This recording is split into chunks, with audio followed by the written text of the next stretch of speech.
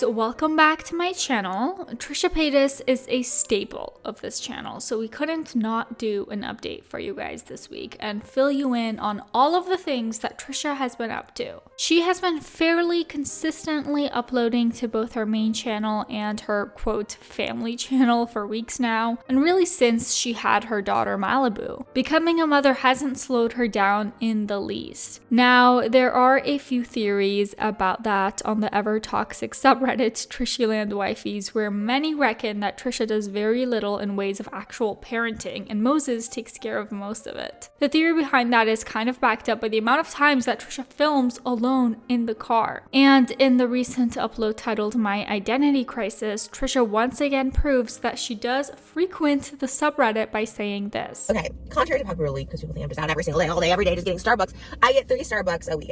I usually go Monday, Wednesday, Friday. Those are usually my filming days. It's been a little off lately, but I usually go Monday, Wednesday, Fridays.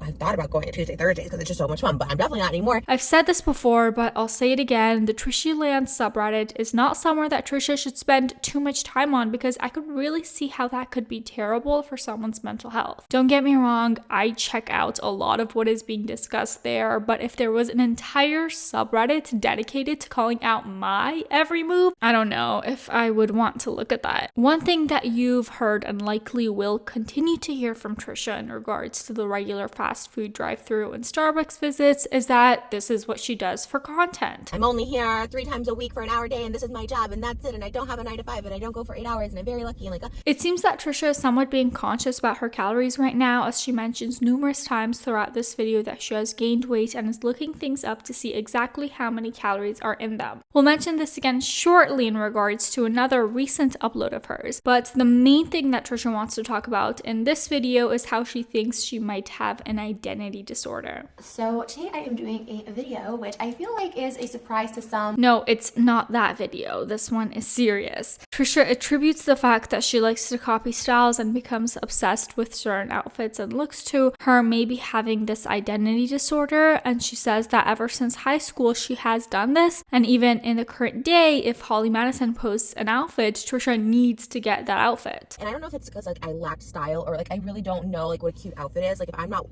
copying a look or cosplaying or something like that, I kind of don't know what style is, really. Unfortunately, we see this all the time. People have a minimal stereotypical relation in their behaviors to an actual mental diagnosis and then run with it. You guys have probably heard people on the regular claim that they have OCD or ADHD even though they've never been diagnosed. And this is not to say that Trisha doesn't, as we at the Hot Tea team are not psychologists, but it is harmful to the community that do have these struggles, as it belittles what is literally oftentimes a debilitating disorder that takes over their entire lives. So, Becky, just because you like your shoes in a row in a specific order in your closet does not mean that you have OCD. If I see oh, Alex Earl's the it girl now, whoever the it girl is at the moment, I'm just oh yeah, I like their style or whatever.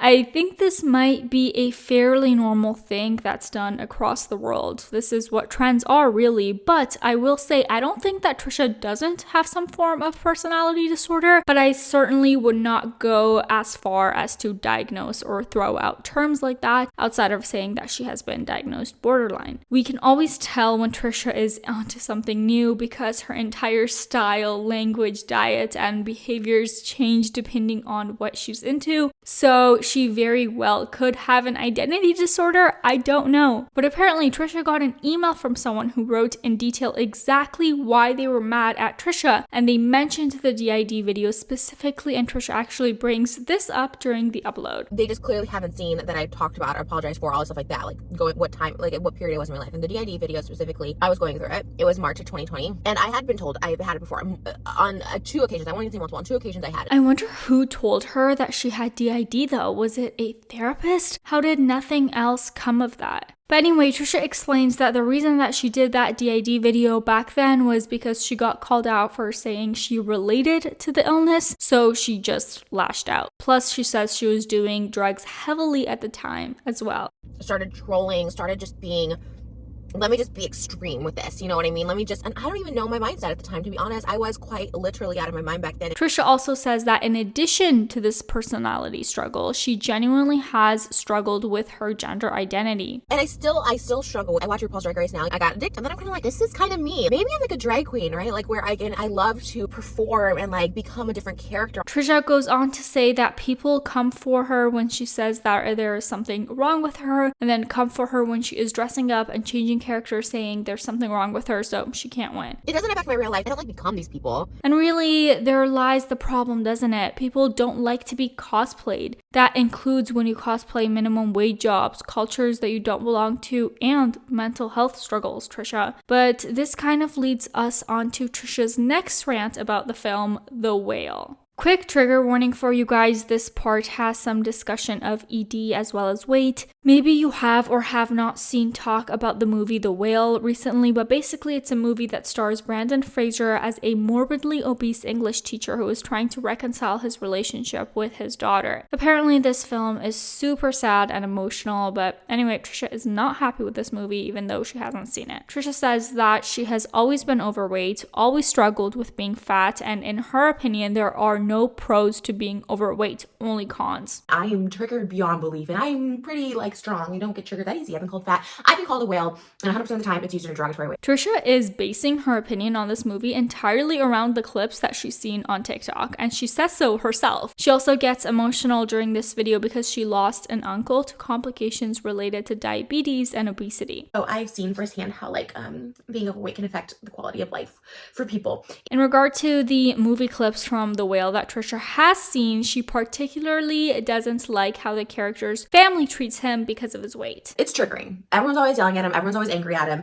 And it's not because he's a person. Like they're saying, how did you get this way? How did you get fat? You're disgusting. You're this. And that, I'm already triggered. Okay. Trisha is visibly upset while talking about this, and she says that even though she is aware that these are actors, the things that are being said in the clips she's seeing are really hurtful and are making her feel disgusted with herself. She also doesn't understand the point of this movie. She wonders if it is meant to make the world less fat-phobic or what. Again, not to input my own personal opinion into this, but I think that movies should address things like this. I mean, it's not just like you talk about like funny things or romantic things or happy things. I think dark and sad things should be shown in movies as well, and to educate people more on these topics. And yeah, I do think that the point of the movie is to make the world less fatphobic in a way, to use her own words. But I don't know, that's just my own opinion. Food is still a coping mechanism, and while I have a really good grasp on my mental health and I feel really good, I still use food as not just a coping mechanism for sadness. I also use it as a celebratory thing. Food has always been my comfort. So when I'm happy, I want to go to food. When I'm sad, I want to go to food. Trisha says that even though she has become somewhat of a body positive influencer and she does have thoughts about how she can eat whatever and gain weight but be hot still, at the end of the day, she just still wants to be skinny. Even though Trisha does have a positive following, there are still a lot of hate comments online, of course, and it seems that while she may have a handle on that mentally, most of the time, this movie has set off some feelings that could have possibly been repressed for a little while. Brendan Fraser wore a fat suit, which I already have issue with when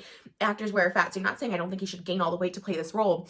I think there's actors who could have played this role, but again, it goes back to the question, why was this movie even made? What is your guys' thoughts on the fat suit thing? Do you think that just the nature of wearing things like that is offensive? Do you think that it's better that they have found an actor that was already overweight and fit the character description? Trisha continues and says that the struggles that the character has with moving and getting up when he falls are things that can only affect people that have experienced this. It's like, yeah, this is why you shouldn't be disgusting, this is why you shouldn't be fat, and it will allow society to be more fat phobic and to say these things and like, well, that's what you gotta do tough love, like his family. It's like tough love doesn't work. She talks about her having a very addictive personality and that this could contribute to her eating habits plus her shopping habits as well as her past with drugs, etc. But she still does not understand why this movie was even made to begin with and who it was for. And I have to say here, the movie is obviously about someone who is severely struggling with obesity and food addiction. The thing with food addiction or addiction of any kind is that it's not pretty. Control your eating, and it's like we can't. That's